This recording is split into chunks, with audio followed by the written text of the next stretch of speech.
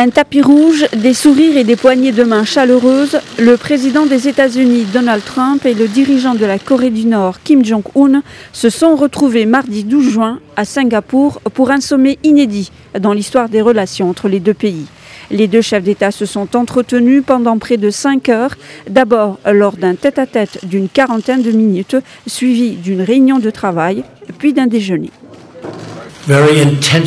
Nous avons passé des heures intensives ensemble et je pense que la plupart d'entre vous ont reçu le document signé ou le recevront très bientôt. C'est très complet et cela va se produire. Je me tiens devant vous en tant qu'émissaire du peuple américain pour vous délivrer un message d'espoir et de paix.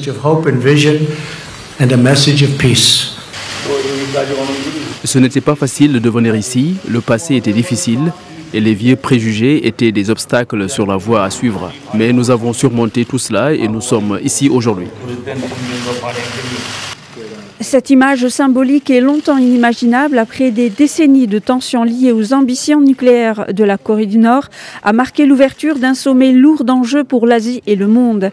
Arrivé au pouvoir sans la moindre expérience diplomatique, Donald Trump a pris de grands risques en faisant le pari il y a 3 mois d'un sommet avec Kim Jong-un avec lequel il a échangé menaces et insultes pendant des mois. Ma rencontre avec le président Kim a été honnête, directe et productive. Nous avons appris à bien nous connaître dans un laps de temps très restreint et dans des circonstances très fortes.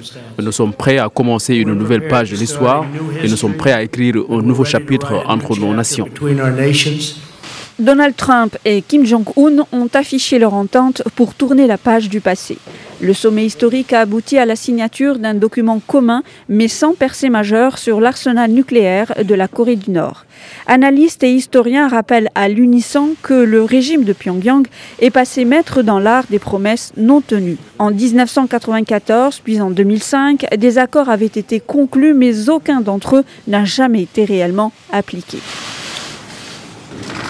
Donald Trump a également invité Kim Jong-un à la Maison-Blanche, une invitation que le dirigeant nord-coréen aurait acceptée selon le président des États-Unis.